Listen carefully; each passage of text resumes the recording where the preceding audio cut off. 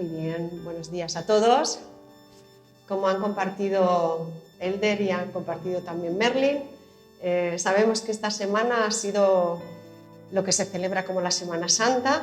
En todos los lugares católicos se celebra así, la Semana Santa. Nosotros igual le llamamos más la Semana de la Pasión. Bueno, a mí me gustaría compartir con vosotros sobre esta semana, porque me parece una historia apasionante. Es como, voy a compartirlo como si alguien hubiese escrito un diario, ¿no? Y escribe los últimos 7 días de su vida, ¿no? Y escribe todo lo que, no podemos compartir, no puedo compartir con vosotros todo lo que Jesús hizo y enseñó, porque es que es imposible. Tendría que estar 7 días y no llegaría. Hablando porque Jesús, es que no tiene desperdicio. Todo lo que hizo y todo lo que enseñó no tiene desperdicio, ¿no? Todo tenía un porqué y lo hacía por algo, ¿no?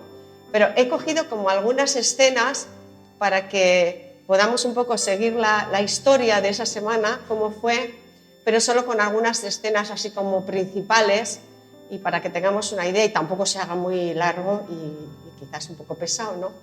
El domingo pasado se celebró el Domingo de Ramos, que todos conocemos, porque es la entrada triunfal de Jesús a Jerusalén. Pero el lunes, es algo que no he puesto, pero quería compartir con vosotros, el lunes, dice, 6 días antes de la Pascua, Jesús es ungido en Betania por María, la hermana de Lázaro y de Marta. Es la que le unge con un perfume muy caro y dice que es ungido para su sepultura, porque sabe ya que camina hacia Jerusalén y sabe lo que le espera, ¿no? El lunes es el ungimiento. Toda la semana se pasó en Betania. ¿Por qué? Porque él era muy amigo de esta familia. Compartía muchos momentos con ellos. Es como que podríamos decir que quedaba a comer pizzas, ¿no? Unas pizzas con amigos, ¿no? Allí se pasaba muchos ratos y compartía mucho con ellos. Entonces, todos los días lo que hacía era que viajaba de Betania a Jerusalén y de Jerusalén regresaba a dormir a Betania. Había como 2 kilómetros, 2 y algo, y entonces hacía ese recorrido todos los días, hasta que es apresado, ¿no? Entonces, el domingo, él entra a Jerusalén. Él entra a Jerusalén y le seguía muchísima gente. Tenía muchos seguidores. Entonces sus seguidores iban con él y, claro, la verdad es que esperaban al Mesías y sabían que el Mesías iba a bajar del monte, desde el Monte de los Olivos, y que iba a aparecer en Jerusalén y que iba a aparecer montado en un pollino, en un asno, ¿no? Entonces dice que los que le seguían empezaron a clamar, ¿no? Hosana, Hosana, bendito el que viene en el nombre del Señor, y le ponían ramas y le ponían las mantas, ¿no? Para que él pasase, como si fuese un rey que entra, ¿no? En Jerusalén. Eso estaba profetizado, podemos pasar, es una imagen muy bonita. En Zacarías 500 años antes estaba profetizado esto, imagínate. Dice, alégrate mucho, hija de Sión, da voces de júbilo, hija de Jerusalén. He aquí tu rey vendrá a ti, justo y salvador, humilde y cabalgando sobre un asno, sobre un pollino de asna. ¿Pasamos? Y la gente que iba delante y la que iba detrás aclamaba diciendo, Hosana al hijo de David, bendito el que viene en el nombre del Señor, Hosana en las alturas. Hosana es una palabra que quiere decir sálvanos, sálvanos, sálvanos ahora, sálvanos. Pero ¿sabes qué pasa? Que esta gente esperaba un Salvador muy diferente al que era Jesús. O sea, esta gente esperaba que les salvasen de la opresión romana, que fuese como un rey militar, ¿no? Y no se daban cuenta de que este rey venía, era un rey de paz, era un rey de paz. Y veníamos montado en un pollino, en un asno, porque cuando los reyes antiguamente en las guerras entraban en caballo, el caballo era un animal de batalla, y sin embargo las asnas eran un animal de paz, era como que el rey entraba en son de paz a la ciudad. Entonces Jesús entró así, como un rey de paz. Y aquí me viene una reflexión ya, y es, ¿qué esperamos nosotros de Jesús? ¿Qué estamos buscando de Jesús? Cuando nos acercamos a Él, ¿qué es lo que buscamos de Él? Porque esta gente buscaba simplemente que les liberase de la opresión romana, que pudiesen salir de debajo de la bota romana, ¿no? Pero sin embargo Él iba a traer libertad al alma, al corazón del ser humano, ¿no? Y muchas veces yo veo que nos acercamos a Dios de una manera, a Jesús de una manera egoísta. No nos estamos acercando para que Él cambie nuestro corazón, para que Él nos dé paz, para que Él nos transforme, sino que nos acercamos por un interés. Muchas veces vamos solamente por un interés a Jesús. ¿Qué me puede dar Jesús? ¿Qué puedo obtener de Él? ¿No? Si me ayuda, bien. Si no me ayuda, chao, chao, ¿no? O sea, ¿qué espero de Jesús? Porque Jesús es increíble. Él viene a hacer algo increíble en tu vida. No solamente a dar provisión, como muchas veces nos acercamos a Él para que nos dé provisión o para que nos ayude en una enfermedad, nos sane, para que me ayude con mis hijos, para que me ayude en esta situación o en la otra, ¿no? Es mucho más lo que Jesús quiere hacer. Y era mucho más lo que Jesús quería hacer. Pasamos, esto ya lo hemos leído. Era mucho más lo que quería hacer. Esa era una reflexión. Sálvanos, decían, pero Él venía a salvarnos de la eternidad sin Dios y de nuestro propio pecado, nuestro propio mal. Bueno, Él regresó a Betania y luego el lunes Él se acerca a Jerusalén y desde el monte de Jerusalén y dice que lloró sobre Jerusalén porque vio la condición tan lejos de Dios que estaban tan lejos de Dios, o sea, habían hecho una religión, pero una religión que no tenía nada que ver con lo que de verdad es la vida con Dios, ¿no? La vida que Jesús puede ofrecer. Él lloró de tristeza de lo perdidos que estaban. Y era el día que entraban, que todo el mundo llevaba su corderito, para celebrar la Pascua el viernes. Entonces era un día de mucho trasiego, llegaba la gente de todos los lugares para celebrar el viernes la Pascua, que era una fiesta importantísima. En la Pascua se celebraba cuando ellos salen de Egipto. ¿Recordáis? Que tienen que matar un cordero y pintar los dinteles de la puerta para ser salvados de la muerte, ¿no? Y salen corriendo, se comen el cordero corriendo y salen.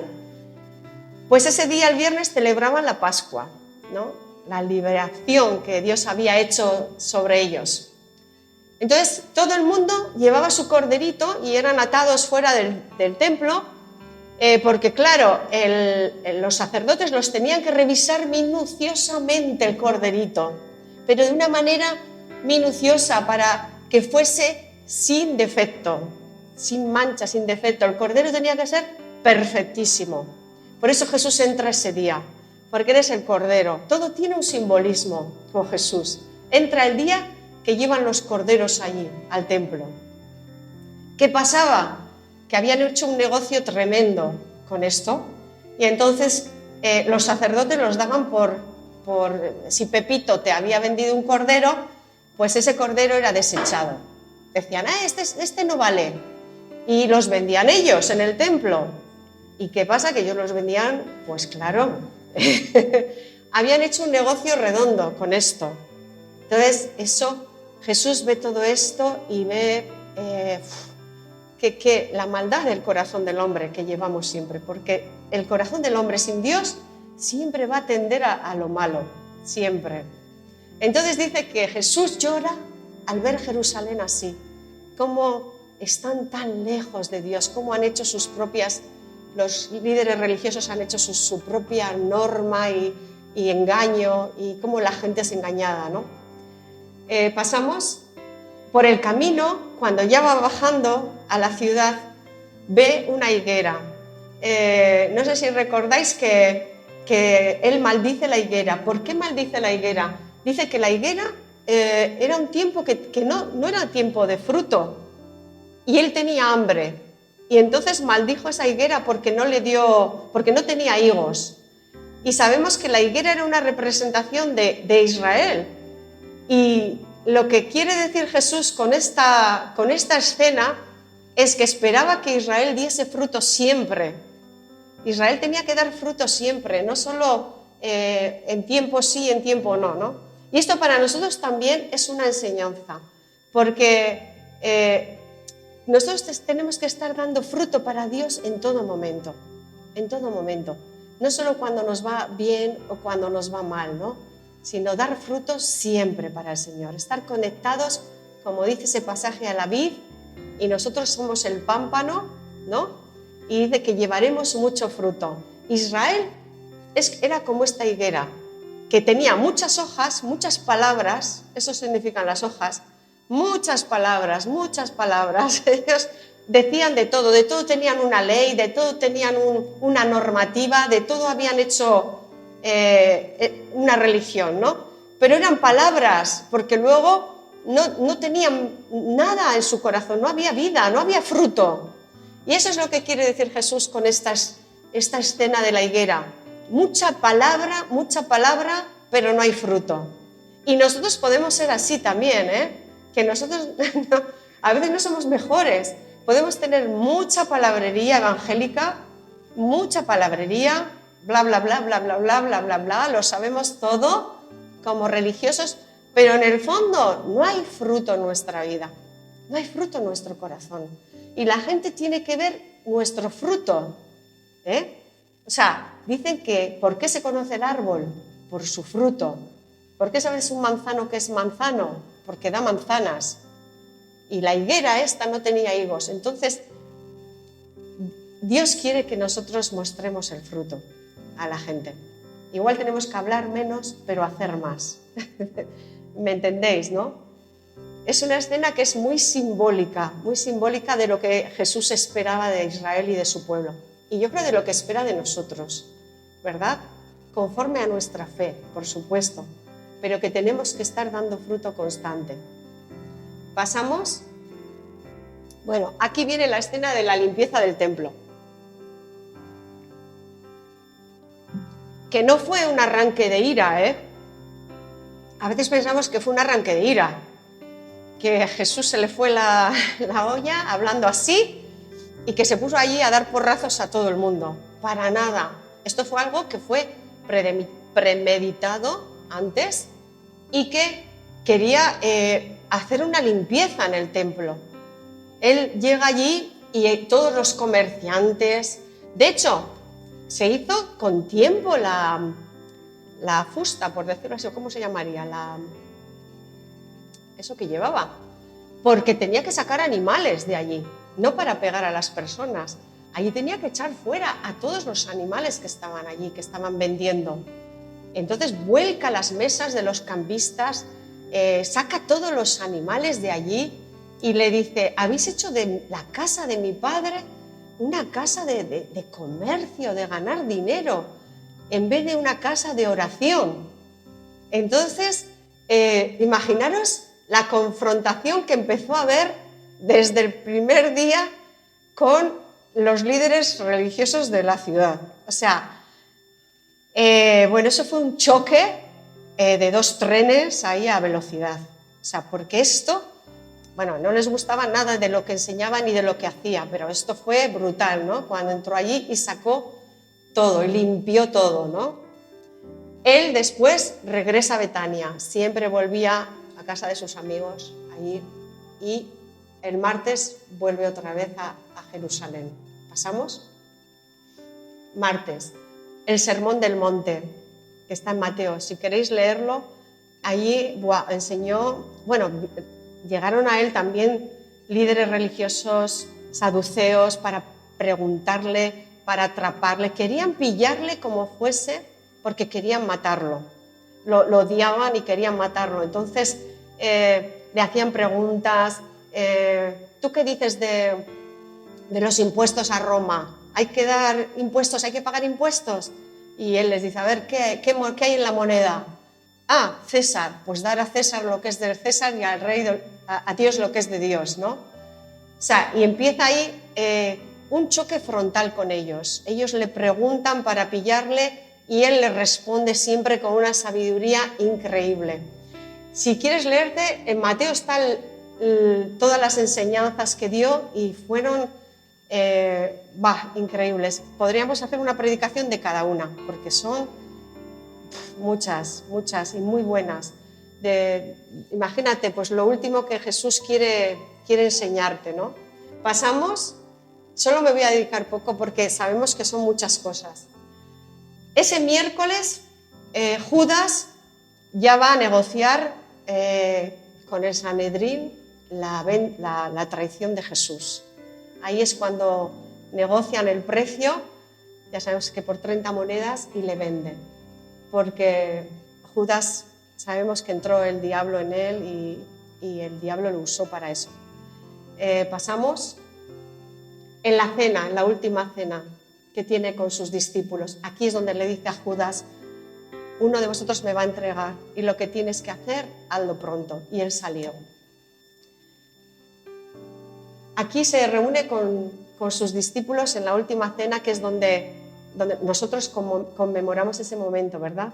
La última cena, cuando Jesús cena con ellos. Y pasamos, aquí hay algo también muy importante que donde nos podemos parar. Y es que ese día, cuando se reúnen para cenar juntos, en esa última cena, no estaban los criados, los siervos, para lavarles los pies, y dice que Jesús se pone a lavar los pies de todos sus discípulos. Y sabemos que dicen, no, dice Pedro, a mí no me vas a lavar los pies, ¿no? Ni se te ocurra, ¿no? Y le dice, si no te dejas lavar los pies por mí, no tienes parte conmigo. Entonces le dice Pedro, no, pues lávame entero, ¿no?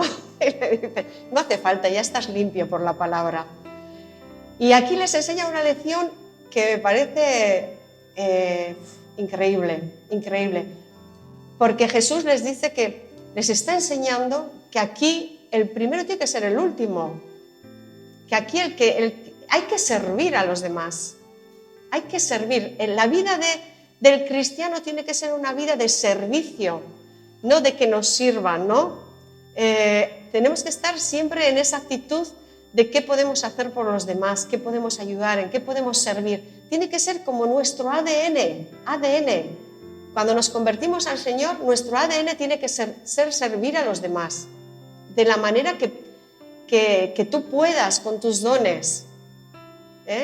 Y actitud de siervo. Hoy hay mucha gente con actitud no sé cómo decirlo, actitud de grande.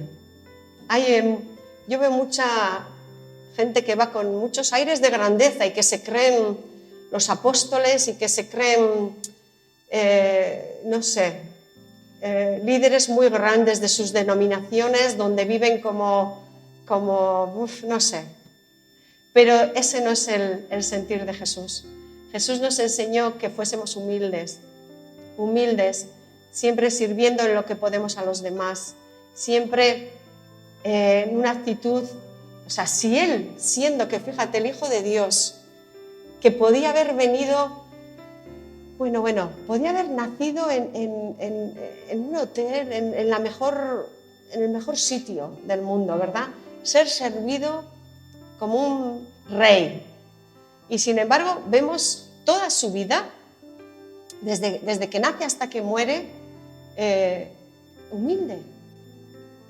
Vivió con un carpintero, su padre, María, con sus hermanos, una familia humilde, como la tuya y como la mía. Y vemos cómo, y los 3 años de ministerio, decía, yo no tengo ni dónde recostar la cabeza, ¿me quieres seguir? ¿Quieres seguirme? Porque si vienes para hacerte rico, olvídate, no tengo dónde recostar mi cabeza. Diciéndoles cómo iba a ser la vida, que igual no sabían. Es que no sabían lo que iban a comer muchas veces ese día, que Jesús tenía que hacer los milagros, ¿verdad? Ahora, yo creo que la vida con él fue tan apasionante, esos 3 años, tan increíble, aunque no entendieron muchas cosas hasta después de la resurrección, eso es verdad. En ese caminar muchas veces no entendían nada, porque pasamos. Aquí vemos que no entendían. Jesús se va a Getsemaní, porque algo que podemos aprender de Jesús es que siempre buscaba al Padre. Siempre buscaba al Padre. Y nosotros a veces buscamos a los hombres, buscamos a nuestro prójimo, ¿no? A nuestro próximo, a ver que nos ayuden, ¿no? Tenemos un problema, no vamos a Dios y confiamos y descansamos en Dios, sino que vamos a los hombres, pues me tiene que ayudar fulanito, me tiene que ayudar menganito, pues le he dicho y no, ¿entendéis? Cuando tenemos que aprender esto de Jesús, que iba al Padre, porque el Padre es el que tiene la ayuda para ti, para mí. De hecho, fueron sus discípulos con él, le acompañaron, ¿y qué pasó? Se durmieron. Es que incomprensión más grande no se puede tener, eso, ¿verdad? O sea, Jesús les ha dicho que va a padecer, pero no se enteraban de nada, ¿eh? No se enteraban de nada. Cuando va donde ellos les dice, pero es que no habéis podido aguantar ni una hora. Estaban cansados, agotados y se habían dormido. Bueno, pues esto nos enseña que no te preocupes si te falla la gente, porque a Jesús también le fallaron. O sea, nos van a fallar, nos van a fallar. No esperes de ellos más de lo que te pueden dar, porque Jesús no recibió ni una hora de oración de ellos, o sea, se durmieron de cansados que estaban, ¿no? Entonces, aprendamos esto, que no esperes de los hombres más de lo que puedes, de lo que ellos pueden dar, porque te vas a decepcionar. Nos decepcionamos por eso, porque esperamos y no recibimos. Pues vete al Señor. Y algo que él hacía siempre, siempre se apartaba y oraba. Se apartaba y oraba. Y nosotros, el otro día tuvimos un seminario de un psiquiatra, Pablo Martínez, que nos dio a los pastores un seminario sobre cómo cuidarnos a nosotros mismos y a los demás. Y dijo una frase que nos gustó mucho, dijo, no hay ministerio sin monasterio. No sé si lo entendéis, no hay ministerio si no hay monasterio, si tú no te apartas a orar, si no te apartas a buscar a Dios, si no tienes una relación íntima con Dios, una relación cercana, estrecha, no puedes tener ministerio. Puedes hacer cosas que parezcan como los religiosos, que hacían cosas, lavaban las manos, hacían estos ritos, los otros ritos, mataban los corderos, hacían muchos ritos religiosos, pero no había nada. O sea, podemos ser como los religiosos, pero si tú quieres tener una vida con un ministerio de verdad, un ministerio que lleve fruto, tienes que tener monasterio, tienes que estar con Dios, tienes que tener una relación con Dios, tienes que escucharle, que muchas veces yo la primera no he sabido escuchar. Hay que sintonizar la radio espiritual, que a veces estamos desintonizados. Entonces hacemos cosas que están bien para la obra de Dios, pero que luego nos agotan, nos frustran y nos desilusionan, porque igual Dios no nos ha dicho que hagamos eso, pero lo hacemos porque creemos que está bien, porque los demás nos lo piden, o nos lo exigen, o nos lo exigimos nosotros mismos, ¿no? Entonces sintoniza bien la radio, que no esté, que podamos sintonizar con Dios, pero eso es una relación así, como Jesús tenía con el Padre. Padre, Padre. ¿Y qué le dijo Jesús esa noche al Padre? Que si es posible, Padre, por favor, si es posible, pase de mí esta copa, pero no se haga mi voluntad sino la tuya, porque sabía lo doloroso que iba a ser. Y no sé si era tanto el martirio que tuvo, que fue criminal, fue terrible. Cuando le dan ya la cruz para llevarla, está destrozado ya, Lo han destrozado tanto que no tiene fuerzas ni para llevar la cruz y le tienen que ayudar. Pero yo creo que más que eso, el dolor ese era el dolor del Padre que tenía que apartar sus ojos de él. Yo creo que ese era el dolor, porque no se habían separado, ni un segundo en la eternidad. Y es la primera vez que se separan por el pecado, aunque lo vemos más adelante. Entonces, ahí es cuando dicen que caen gotas de sangre de su cabeza, del martirio tan grande que está sufriendo, del dolor tan grande, porque sabe lo que viene, sabe todo. Pero aún así le dijo, Padre, no se haga mi voluntad sino la tuya. Y eso nos tiene que también enseñar, aprender del Maestro, que a veces la voluntad de Dios no va a ser agradable, a veces la voluntad de Dios no te va a gustar, no me va a gustar, pero es lo mejor, porque luego viene fruto, luego viene el gozo. De primeras es doloroso y triste, a veces te va a mandar Dios cosas que no quieres hacer, porque te duelen, en la carne te duele, pero merece la pena obedecerle. Tenemos que obedecerle, porque si somos sus hijos, le tenemos que obedecer. Él sabe lo mejor, ¿no? Entonces pasamos, y aquí es cuando ya vienen a arrestarle los sacerdotes del templo, no los sacerdotes romanos, los que le arrestan son los del templo. Ya Judas le ha vendido y entonces es cuando se lo llevan de noche. Vienen, además les dice, ¿pero no he estado entre vosotros? Dice que llegó he leído que hasta 600 soldados, no sé si es así. Algún comentarista he leído y les dice, pero así tenéis que venir a mí, como un malhechor. He estado entre vosotros, no me he escondido, he estado entre vosotros. Y venís así contra mí.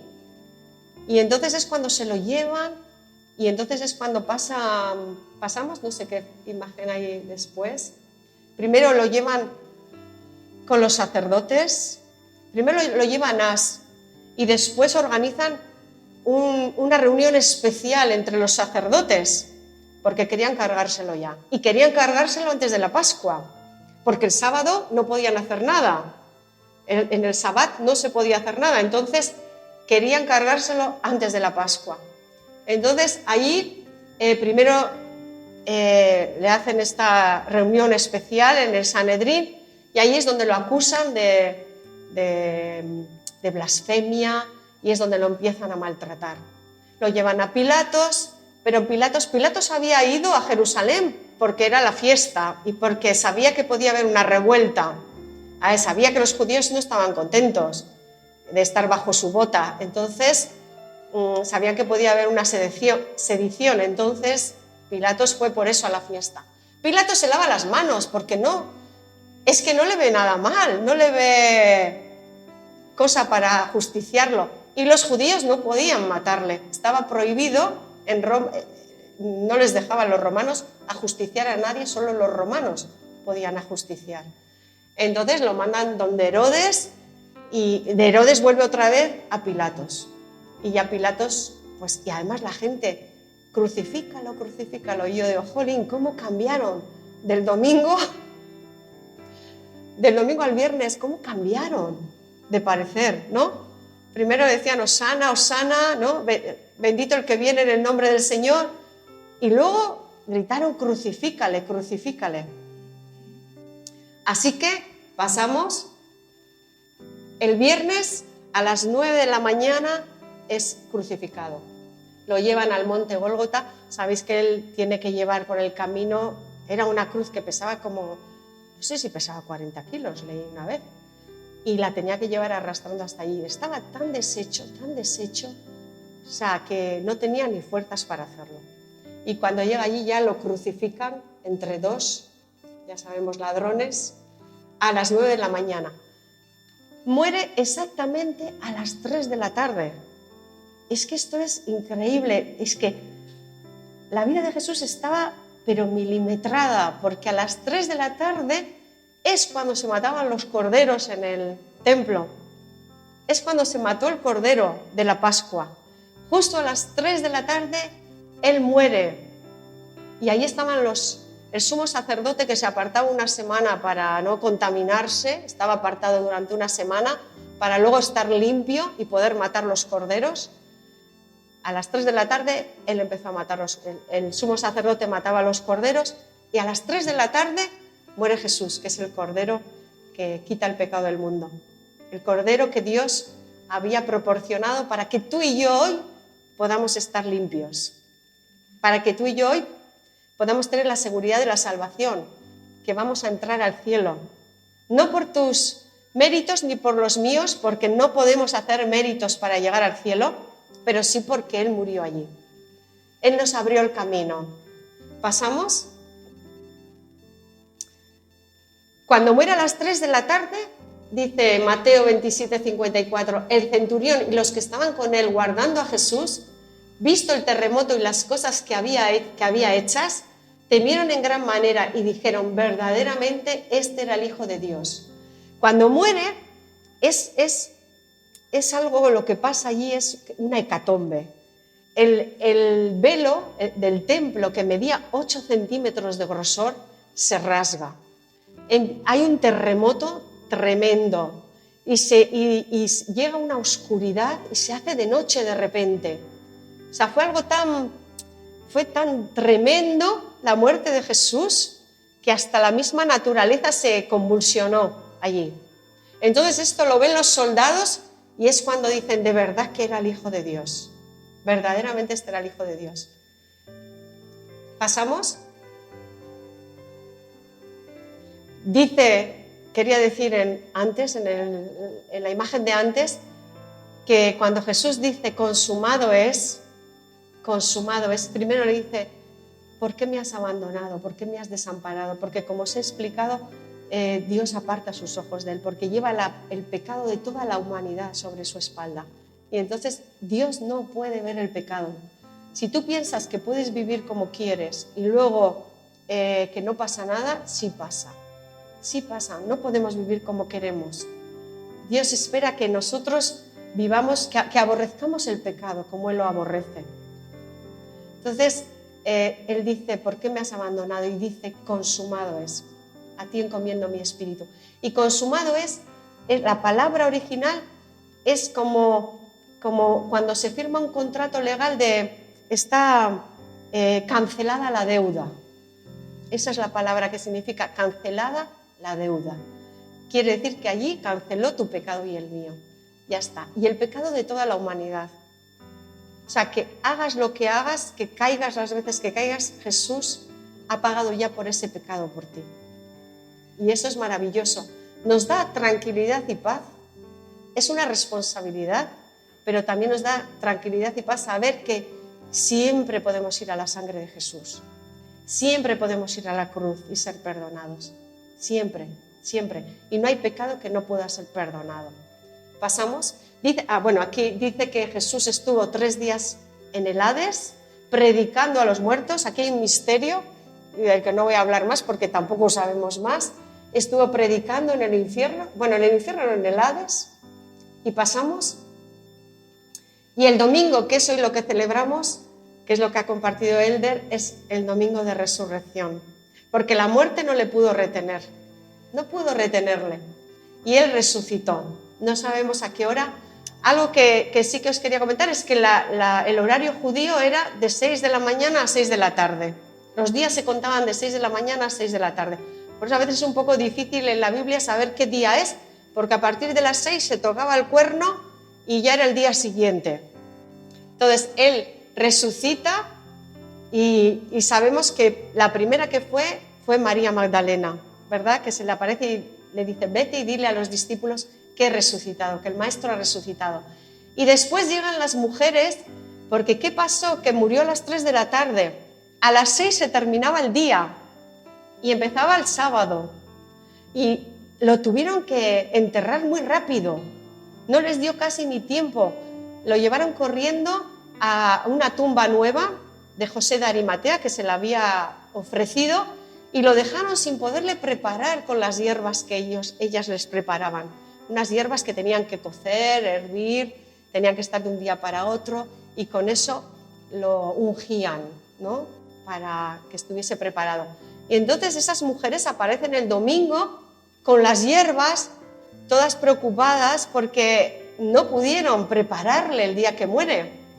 Porque muere a las 3, a las 6 termina el día y lo tuvieron que llevar, dice que muy rápido, y meterlo en la tumba muy rápido. Entonces aparecen y allí no está el Maestro, no está para poderlo ungir. Y Jesús empezó a aparecer a mucha gente. A ellas las primeras, las mujeres, siempre hay, las mujeres vamos a veces abriendo brecha, ¿verdad? Somos muy valientes. La verdad que a Jesús le seguían muchas mujeres, le servían, y yo pienso que no fueron nombradas discípulos por la cultura que tenían, porque hubiese sido muy peligroso para ellas. Pero Jesús estaba rodeado de mujeres valientes, mujeres fieles que estaban ahí las primeras. Le vemos en la cruz que estaban allí, ¿verdad? María Magdalena y María, no sé si era otra María también, creo que había 3. Allí estaban con Juan, todos los discípulos escapados, asustados, y las mujeres estaban allí. Las que van al sepulcro también, las mujeres. Las mujeres siempre han sido como punta de lanza muchas veces, ¿no? Así que, y Jesús nos valoró mucho y nos valora también. Él las apreciaba mucho, a las mujeres que caminaban con él. Y pasa, creo que ya no hay nada más. Bueno, volverá. ¿Por qué Él volverá? ¿No? Él está vivo en nuestros corazones por el Espíritu Santo. Dice, es necesario que yo me vaya para que venga el Espíritu Santo. ¿Por qué? Porque yo puedo estar en un sitio por mi cuerpo físico, pero el Espíritu Santo puede estar en todo el mundo. Y hoy, esta mañana, está en todo el mundo el Espíritu Santo, en cada reunión, en cada iglesia, en cada corazón de creyentes. Y eso es maravilloso, que Dios pueda estar trabajando de esta manera, ¿no? Y tratando de salvar a muchos y que muchos puedan conocerle, ¿no? El poder de la resurrección. El poder de la resurrección está aquí hoy. Y el poder de la resurrección puede tocar cualquier cosa que esté muerta en tu vida. Cualquier cosa que esté muerta, cualquier cosa que esté enferma, cualquier atadura, cualquier cadena, cualquier necesidad que tú tengas, hay un poder en la cruz. Así que agárrate. ¿Qué vas a hacer hoy con Jesús? ¿Qué vas a hacer tú con Jesús en esta mañana? ¿Va a ser de verdad el dueño de tu corazón, el dueño de tu vida, o simplemente una religión como tenían los fariseos? Voy el domingo, me siento un poco tranquila y ya está, me voy a mi casa y hasta la próxima. ¿O de verdad es una pasión lo que arde en ti? Es una pasión por Él. Esto es una reflexión que te dejo.